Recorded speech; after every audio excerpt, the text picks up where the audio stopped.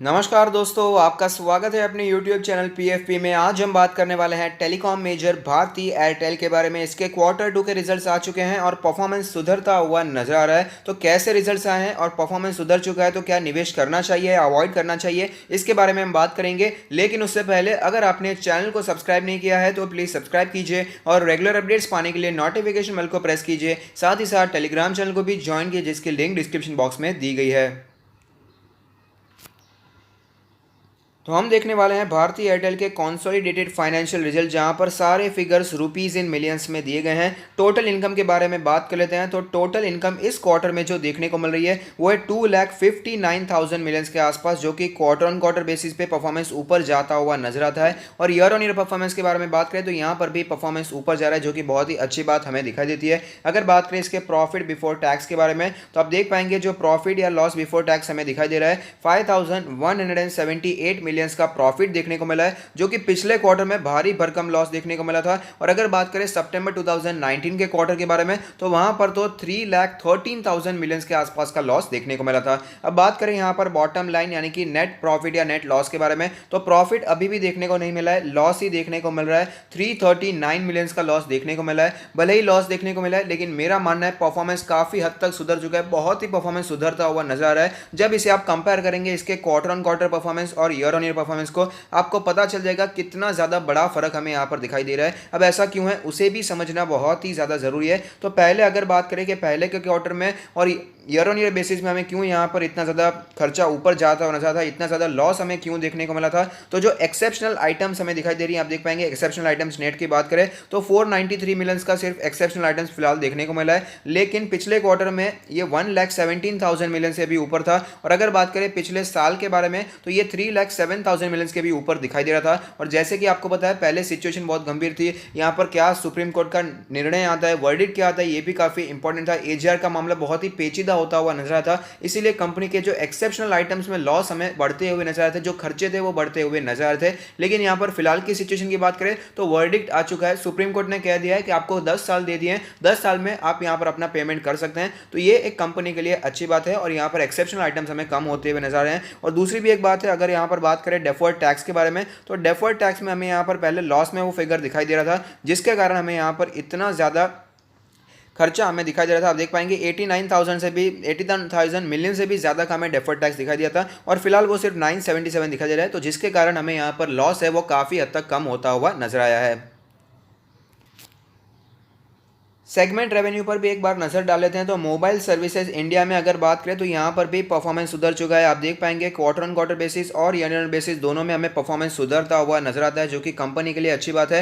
और आपको पता ही होगा एयरटेल का अफ्रीका में बहुत बड़ा मार्केट शेयर है। तो अफ्रीका की बात करें तो आप देख पाएंगे यहाँ पर भी परफॉर्मेंस काफी हद तक सुधरता हुआ नजर आता है। ईयर ऑन ईयर बेसिस और क्वार्टर ऑन क्वार्टर बेसिस दोनों में ही काफी अच्छी ग्रोथ दिखाई दे रही है। साउथ एशिया की बात करें तो यहाँ पर भी हमें ग्रोथ दिखाई दे रही है, चाहे वो क्वार्टर ऑन क्वार्टर बेसिस हो या ईयर ऑन ईयर बेसिस। अगर बात करें इसके एयरटेल के बिजनेस के बारे में, आपको पता ही होगा एयरटेल के कई दूसरे बिजनेस भी हमें दिखाई देते हैं, तो वहां पर भी परफॉर्मेंस सुधरता हुआ नजर आता है, चाहे वो क्वार्टर ऑन क्वार्टर बेसिस हो या year on year basis. Tower infrastructure services के बारे में बात करें तो यहां पर भी परफॉर्मेंस सुधर चुका है। आप दूसरी सर्विसेज को खुद चेकआउट कर सकते हैं। यहां पर सेगमेंट रिजल्ट्स के बारे में बात कर लेते हैं। फिलहाल जो हमने बात की थी वो रेवेन्यू की थी, रिजल्ट्स के बारे में देख लें तो हमें यहाँ पर पता चलेगा। इंडिया की अगर बात करें तो पहले लॉस देखने को मिला था, जो कि फिलहाल प्रॉफिट में हमें कन्वर्ट होता हुआ नजर आता है। और अफ्रीका से बहुत बड़ा प्रॉफिट आता है एयरटेल का, 20,000 मिलियन से ज्यादा का प्रॉफिट तो अफ्रीका से आता है। तो आप समझ सकते हैं अफ्रीका में बड़ा मार्केट शेयर दिखा देता है। और जो भी भारतीय एयरटेल के स्टॉक में हमें टेंशन दिखाई दे रहा है वो सिर्फ और सिर्फ इंडिया के बिजनेस की वजह से है, क्योंकि जब से जियो ने मार्केट में एंट्री ली है, टेलीकॉम में एंट्री कर ली है, उसके बाद यहाँ पर जो पूरा का पूरा इंडियन टेलीकॉम सेक्टर है हिल चुका है। कितनी कंपनीज तो बंद हो चुकी है, बैंकरप्ट हो चुकी है, लेकिन भारतीय एयरटेल अपने अफ्रीका के बिजनेस से प्रॉफिट कर पा रहा था, इसीलिए हमें यह टिकता हुआ नजर आया है। साउथ एशिया के बारे में बात करें तो फिलहाल वहां पर हमें लॉस दिखाई देता है। आप दूसरे को चेकआउट कर सकते हैं। यहाँ पर मैं टेलीग्राम चैनल पर इसका पीडीएफ भेजने वाला हूँ। कंपनी के क्वार्टर टू के कुछ यहाँ पर हाइलाइट्स लेते हैं। तो भारतीय एयरटेल ने अपने highest ever consolidate quarterly revenues generate किए हैं, जो कि बहुत ही अच्छी बात है। India business deliver strong growth across revenue, margins और कस्टमर्स। तो यहाँ पर अफ्रीका से तो बिजनेस अच्छा आ ही रहा था, लेकिन इंडिया में भी अभी बिजनेस स्ट्रॉन्ग होता हुआ नजर आता है। कॉन्सोलिडेटेड क्वार्टरली रेवेन्यूज हमने ऑलरेडी देख लिया, जो कि 22% वाई ऊपर दिखाई दिए हैं। एबिटा के बारे में बात करें तो जो एबिटा है वो हमें 11,848 करोड़ दिखा दिया है और मार्जिन जो है वो 46% हमें दिखा दिया है, इंप्रूवमेंट ऑफ 366 BPS यानी कि बेसिस पॉइंट्स। एबिट के बारे में बात करें तो एबिट का भी मार्जिन हमें 17.1% दिखा दिया है, जहां पर 768 बीपीएस की हमें यहां पर बढ़ोतरी देखने को मिलती है। अच्छी बात है। इंडिया का रेवेन्यूज ऊपर आता हुआ नजर आता है, 22% वाई बेसिस हमें देखने को मिल रही है। 4G कस्टमर का जो हमें यहाँ पर बेस बनता हुआ नजर आता है वो स्ट्रॉन्ग होता हुआ नजर आ रहा है। मोबाइल सर्विसेज के बारे में बात करें तो मोबाइल सर्विसेज रेवेन्यू भी हमें 26% वाई बेसिस पे जंप होती हुई नजर आई है। और सबसे इंपॉर्टेंट मोबाइल ARPU यानी कि एवरेज रेवेन्यू पर यूजर वो भी बढ़ता हुआ नजर आ रहा है, 162 वर्सेज 128 हो चुका है, जो कि बहुत ही अच्छी बात है। 4G डेटा कस्टमर जो है वो भी हमें ऊपर जाते हुए नजर आते हैं। अगर बात करें usages matrix remain best in class, data usages per sub eight 16.0 GB per month, अच्छी बात है। Continues to provide brilliant network experience now with a robust network of more than 200K towers, अच्छी बात है। एयरटेल का जो business है on home sees revenue growth of 7.5% and 7.3% Y respectively. DTH added 549K customers during the quarter, तो आप समझ सकते हैं बिजनेस हमें सुधरता हुआ नजर आता है। डिजिटल सर्विसेज भी हमें यहाँ पर स्ट्रॉन्गेस्ट दिखा दे रहा है, enables customers and business to remain connected during COVID-19। तो ओवरऑल अगर बात करें तो इसके जो Q2 के रिजल्ट्स देखने को मिले काफ़ी शानदार यहाँ पर दिखाई देते हैं। भले ही यहाँ पर नेट प्रॉफिट की जगह नेट लॉस दिखाई दे रहा है, लेकिन पिछले अगर क्वार्टर से कुछ कंपेयर करेंगे तो हमें सीधा सीधा पता चलता है परफॉर्मेंस काफ़ी सुधर चुका है। पहले जो लॉस देखने को मिल रहा था वो तो बड़ी मात्रा में था, उसके हिसाब से लॉस काफ़ी ज़्यादा सुधर चुका है। और ओवरऑल ये जो मेन यहाँ पर ARPU दिखाई देता है, जिससे इसकी मेन यहाँ पर रेवेन्यू जनरेट होती है, मोबाइल एवरेज रेवेन्यू पर यूज़र, ये भी हमें सुधरता हुआ नजर आता है। ये बहुत ही पॉजिटिव बात हमें दिखाई देती है। स्टॉक के बारे में बात करें तो भारतीय एयरटेल का लास्ट ट्रेडेड प्राइस है 433 रुपीज़, जो कि हमें तकरीबन फ्लैट ही दिखाई दिया है। मार्केट कैप के बारे में बात करें तो कोई छोटी मोटी कंपनी नहीं है, 2,36,000 करोड़ की मार्केट कैप है। डिविडेंड यील्ड 0.46% है। फेस वैल्यू 5 रुपीज़ पर इक्विटी शेयर है। इंडस्ट्री का पी रेशियो आप देख पाएंगे 131 है, तो इंडस्ट्री का पी भी कोई सस्ता नहीं है, लेकिन इसका पी रेशियो हमें दिखाई नहीं दे रहा। उसका मतलब है कि ये एक लॉस मेकिंग कंपनी है, कोई अर्निंग ही नहीं है, तो पी रेशियो का तो मतलब ही नहीं है। अगर बात करें इसके प्राइस टू बुक रेशियो के बारे में तो 2.34 का प्राइस टू बुक रेशियो हमें दिखाई देता है। आज के डिलीवरी परसेंटेज के बारे में बात करें तो 29.88% की डिलीवरी दिखाई दे रही है, जो कि हम कह सकते हैं अच्छी डिलीवरी यहां पर हमें देखने को मिल रही है। तो अब चलते हैं चार्ट्स पर, वहां पर कैसी सिचुएशन बनी हुई है उसके बारे में भी बात कर लेते हैं।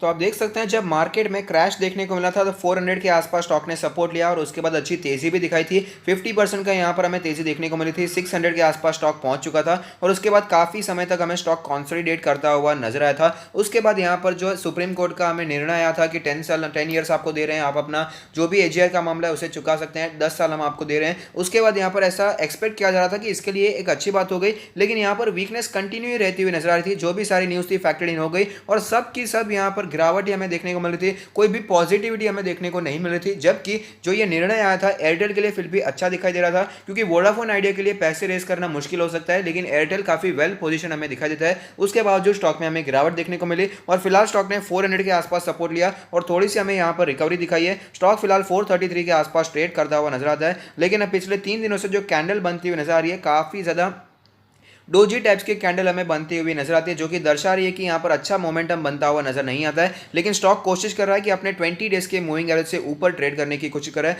3 दिनों से इसी लेवल के आसपास सपोर्ट लेता है और वापस हमें तेजी दिखाता है। थोड़ी सी तेजी नहीं कह सकते, लेकिन थोड़ी सी रिकवरी दिखाता है और जो ओपनिंग प्राइस है उसके नीचे ही क्लोज होता हुआ नजर आता है। तो ज्यादा स्ट्रॉन्ग तो इसे हम टेक्निकली नहीं कह पाएंगे। अगर इसके ऑल टाइम चार्ट के बारे में बात करें, जहां पर एक कैंडल 1 मंथ को रिप्रेजेंट करेगा, जिससे हमें पता चलेगा स्टॉक में कैसी मूवमेंट बनी हुई है, तो आप देख पाएंगे यहाँ पर कोई ज्यादा लॉन्ग टर्म वाला चार्ट पैटर्न हमें बनता हुआ नजर नहीं आता है। ये कंप्लीटली एक रेंज बाउंड स्टॉक है। यहां पर लोग कह रहे हैं कि 2017 के बाद ही ज्यादा प्रेशर देखने को मिला है, लेकिन ऐसा नहीं है। पहले से भी कोई ज्यादा ग्रोथ इस स्टॉक ने हमें नहीं दिखाया है। 2008 के बारे में बात करें, जब फाइनेंशियल क्राइसिस आया था, उसके बाद ज्यादा ऊपर जा ही नहीं पाया है, एक ही रेंज में स्टॉक ट्रेड करता है। 250 300 की इसका सपोर्ट रेंज हो गया। उसके बाद जब भी ये ऊपर जाता है तो 400 के आसपास गया था, अब उसके बाद कभी 550 600 के आसपास जाता है और वापस स्टॉक हमें नीचे आता हुआ नजर आता है। तो इस बार भी कुछ ऐसा ही हुआ, 600 के आसपास स्टॉक गया था, लेकिन वापस कुछ ही महीनों में इतना भारी करेक्शन देखने को मिल गया और स्टॉक हमें वापस नीचे आता हुआ नजर आया था। अब देख पाएंगे इसका जो इंपॉर्टेंट लेवल है वो 300 का हमें लेवल दिखा देता है, जहां पर स्टॉक ने बार बार सपोर्ट दिया है और वापस वहां से ऊपर की जर्नी हमें शुरू करता हुआ नजर आता है। और फिलहाल स्टॉक ने 400 के आसपास सपोर्ट लिया था और थोड़ी सी हमें यहाँ पर रिकवरी देखने को मिल रही है। फिलहाल अगर बात तो आप देख पाएंगे इसका जो 50 मंथ्स का ईएमए था वो भी हमें टूटता हुआ नजर आया था, लेकिन वहां पर थोड़ा सा सपोर्ट लेने के बाद वापस हमें तेजी देखने को मिली है। तो ऐसे में पोजीशंस के बारे में बात करें तो अगर आपने ऊपर पोजीशन बना कर रखी है, आप अभी लॉस में चल रहे हैं, तो मेरा मानना है देखिए ये ऐसी कंपनी है जो कि बंद नहीं होने वाली है। ऐसी सिचुएशन फिलहाल तो हमें दिखाई नहीं देती है। वैसे भी ज़्यादा टेलीकॉम ऑपरेटर अभी इंडिया में बचे नहीं है, 2-4 बचे हैं, जिसमें से मेन अगर बात करें तो जियो हो गया, एयरटेल हो गया और वोडाफोन आइडिया होगा। और वोडाफोन आइडिया की हालत इतनी अच्छी दिखाई नहीं दे रही है और जियो सबसे ज़्यादा मार्केट लीडर बनकर बैठा हुआ है। तो ऑफकोर्स यहाँ पर गवर्नमेंट ये नहीं चाहती है कि मोनोपोली या डिओपोली वाली सिचुएशन हो जाए, इसीलिए वोडाफोन आइडिया को भी जिंदा रखने की पूरी कोशिश की जा रही है। तो भारतीय एयरटेल बंद हो जाएगा उसके चांसेस मुझे नील बट्टे सन्नाटा दिखाई देते हैं। तो यहाँ पर आप ऑफकोर्स होल्ड कर सकते हैं और रेंज बाउंड स्टॉक है, यहाँ पर आपको 500, 550, 600 के आसपास के लेवल्स आपको दिखाई दे सकते हैं। जिन लोगों ने यहाँ पर नीचे पोजीशन बनाकर रखी है, प्रॉफिट में चल रहे हैं, लॉन्ग टर्म के लिए लिया है, तो मेरा मानना है ज़्यादा लॉन्ग टर्म वाला ये स्टॉक मुझे दिखाई नहीं देता है। 600 के आसपास जाता है, 550, 600 के आसपास जाता है, तो आपको प्रॉफिट बुकिंग के बारे में सोचना चाहिए। और अगर आपने शॉर्ट टर्म के लिए लिया है, स्विंग ट्रेडिंग के लिए, तो जैसे कि मैंने कहा यहाँ पर टेक्निकली ज़्यादा स्ट्रॉन्ग दिखाई नहीं दे रहा है। स्विंग ट्रेडिंग के लिए 2-4-5% के रिटर्न बहुत हो जाते हैं, तो यहाँ पर आप प्रॉफिट बुकिंग करके निकल भी सकते हैं। अब बात करें फ्रेश बाइंग के बारे में, तो जैसे कि मैंने कहा ये लॉन्ग टर्म वाला स्टॉक नहीं है। यहाँ पर आप बाय ऑन डिप्स कीजिए और सेल ऑन राइज कीजिए। 300 से 400 की जो रेंज है वहाँ पर थोड़ा सा एक्यूमुलेट करने का जोन होता है और 500 के जब ऊपर जाता है वहां पर बेचने का जोन होता है। तो इसी हिसाब से इसमें काम करने की मुझे पर्सनली जरूरत दिखाई देती है। और थोड़ी सी क्वांटिटी अगर आप चाहते हैं तो लॉन्ग टर्म के लिए बहुत रख सकते हैं, लेकिन ज्यादा इसमें लॉन्ग टर्म के लिए फिलहाल निवेश करना मुझे इतना सूटेबल दिखाई नहीं दे रहा है। लेकिन फिलहाल अगर बात करें तो ये एक अच्छे प्राइस पे चल रहा है। यहाँ पर आप इन्वेस्टिंग करने के बारे में सोच सकते हैं, पोजिशनल ट्रेडिंग करने के बारे में सोच सकते हैं। 400 के आसपास काफी स्टॉक हमें स्ट्रॉन्ग सपोर्ट हमें दिखाई देता है। तो अगर आपको स्टॉक 400 से करके 420 के आसपास नजर आता है तो यहाँ पर आप बाय करने के बारे में सोच सकते हैं। और नीचे जाए तो घबराने की जरूरत नहीं है, ये आपको ध्यान में रखना चाहिए, क्योंकि हमने चार्ट पैटर्न में देखा है इसमें कभी ना कभी गिरावट आ ही जाती है और स्टॉक वापस हमें 380, 350 के आसपास जाता हुआ नजर आता है। तो ये आपको मेंटल प्रिपरेशन रखनी चाहिए और वहां पर डरने की बजाय एक्यूमुलेट करना चाहिए, क्योंकि ऑफकोर्स इसमें तेजी वापस हमें देखने को मिलने ही वाली है, क्योंकि ये डिओपोली वाली सिचुएशन ऑलरेडी क्रिएट हो चुकी है। वोडाफोन के कस्टमर्स यहां पर लूज हो रहे हैं और भारतीय लड़के भी अब तक यहां पर लूज हो रहे थे, लेकिन जो लास्ट डेटा आया है एयरटेल के लिए अच्छा आया है और यहां पर कस्टमर्स इसने ऐड किए हैं। तो मेरा मानना यही रहेगा कि अगर आप इसे थोड़ा सा पोजिशनल ट्रेडिंग के लिए सोच कर रहेंगे और बाय एंड डिप्स करेंगे तो अच्छा रहेगा। और जब भी ये स्टॉक 550 के ऊपर जाता है तो वहां पर आप प्रॉफिट बुकिंग के बारे में सोच सकते हैं। तो अगर आपको ये वीडियो पसंद आता है तो लाइक कीजिए, शेयर कीजिए, कमेंट कीजिए, सब्सक्राइब कीजिए और मुझे मोटिवेट कीजिए। Thank you, stay happy, happy investing.